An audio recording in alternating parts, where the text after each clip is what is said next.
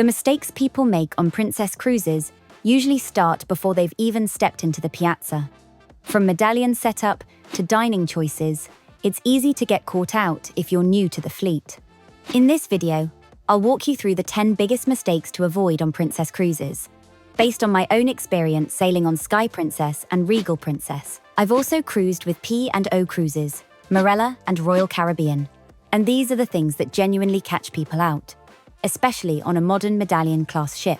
Let's start with the one almost everyone feels on day one. One of the biggest mistakes people make is trying to get everything sorted the moment they board. Princess ships are beautiful, but busy on embarkation day. The piazza is lively. Your cabin might not be ready yet.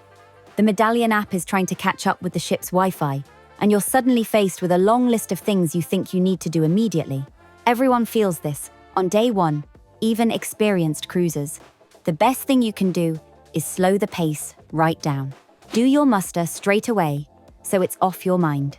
If you've got fixed dining, check your assignment early and speak to the restaurant staff if you want to make any changes. Then, take 10 minutes to walk the ship. Find your cabin, find the pools, and give yourself a moment to settle in before the day really begins. A calmer start makes the whole cruise feel smoother. A lot of people board Princess with the wrong expectation, and it's a mistake that colors their whole experience. Princess has a reputation for being the quiet or older cruise line. I heard that a lot before I sailed on Sky Princess and Regal Princess, and honestly, it couldn't be further from the truth. Yes, Princess is calmer and more refined than a short sailing on Independence of the Seas. It isn't a late-night booze cruise, and you won't find pool parties going on until the early hours. But that doesn't mean the ships are sleepy. What you actually get is a really nice balance. There were quite a few mobility scooters and wheelchairs on my Sky Princess cruise, yet the overall atmosphere was still surprisingly lively and social. Every evening there was live music, people filling the bars, and the piazza was busy from late afternoon onwards. And when Princess does themed events, everyone gets involved. We had a Halloween party on Sky Princess, and the effort with the costumes was brilliant. It had a great atmosphere without ever feeling chaotic or overwhelming. So the mistake here is assuming Princess is either boring or for older people. The vibe is relaxed, grown-up, and friendly, and there's always something happening if you want it.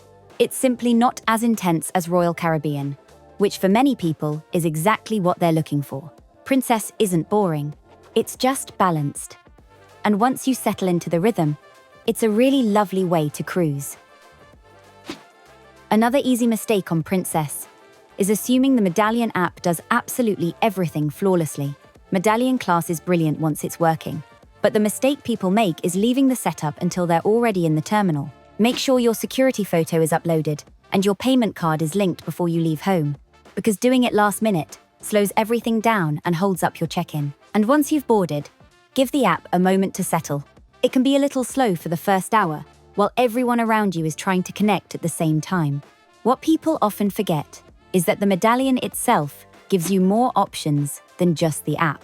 You can tap your Medallion on the screens around the ship to check the daily schedule, see what's happening next, or get directions to venues. And once you're in your cabin, your stateroom TV is genuinely useful.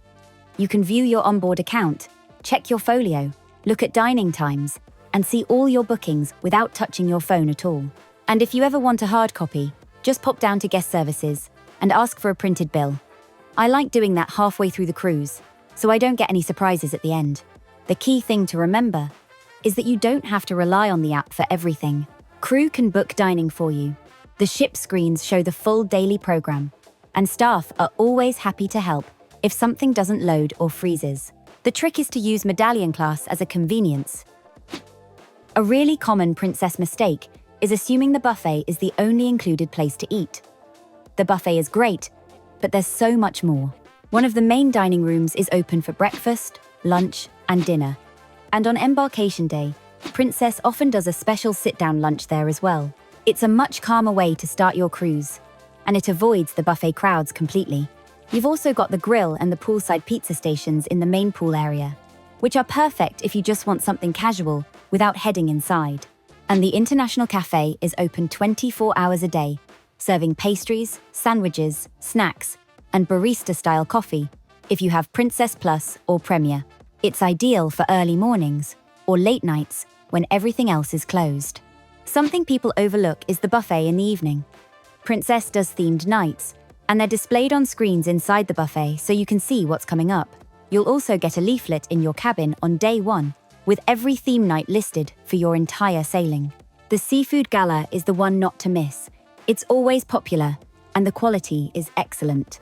The mistake is sticking to the same venue every day. Leaving dining reservations too late. Sabatini's and Crown Grill are two of the most popular specialty restaurants across the Princess fleet, and they do book up. You don't need to grab the first slot you see months in advance. But it's worth checking availability on embarkation day. If you wait until mid-cruise, you'll usually be left with late sittings or nothing at all. And here's something Princess does well. If the app says a venue is full, go in person right when dinner service opens. There are often cancellations, and staff will fit you in if they can.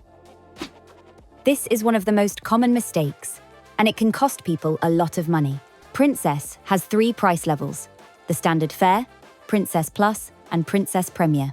But the mistake people make is assuming the most expensive one is the best value, or that the basic fare is automatically cheapest. It depends entirely on what you use. Some people get Premier and don't touch half the perks. Others stay on the standard fare and end up with a bigger onboard bill than if they'd upgraded. You don't need to decide everything immediately, but knowing what's included avoids that end of cruise bill shock. The Princess Patter is absolutely packed with free activities and entertainment, but a lot of people only flick through it on the last day. On Sky Princess and Regal Princess, the Piazza, Princess Live, and various lounges host brilliant daytime sessions, live music, destination talks, dance classes, and some lovely enrichment sessions, depending on your itinerary. The mistake is assuming Princess is too quiet to need planning. Check the schedule in the morning, and again later in the day. It's an easy way to make sure you don't miss the things you'll actually enjoy. Princess theatres fill up quickly, especially for the big productions. If you arrive 5 minutes before showtime, you'll almost always end up searching for a seat. Aim to get to the theatre 20 or 30 minutes early, especially on sea days, or for the most popular shows. It makes all the difference to your evening. Princess ships have several pool zones, each with a different atmosphere. But most first-timers head straight for the main pool and then wonder why it's a little lively. If you want something calmer, explore the aft pool, the adults-only options depending on your ship, or the quieter sunbathing areas tucked away on the upper decks. On Sky Princess, the Wakeview pool is beautiful for a peaceful morning. On Regal Princess, the retreat and lotus pool areas are noticeably quieter than the center of the ship. A quick walk on day one will show you exactly where to go on a sea day. Even in warm destinations, Princess ships can get breezy at night. The theatre is cool, the top decks catch the wind, and movies under the stars can feel colder than you expect. A light jacket, hoodie, or cardigan makes evenings so much more comfortable. Princess do hand out blankets sometimes, but having your own layer means you won't miss out on film nights or outdoor entertainment. It's a small thing, but it really does make a difference. So those are the biggest mistakes to avoid on Princess Cruises, and getting these right will make your holiday much smoother. But even if you avoid all of them, there's one thing people still struggle with. Do you actually need Princess Plus or Princess Premier? And how much extra will you really spend once you're on board? Click on screen now for my full breakdown of both packages. That's the next video you need to watch before your cruise.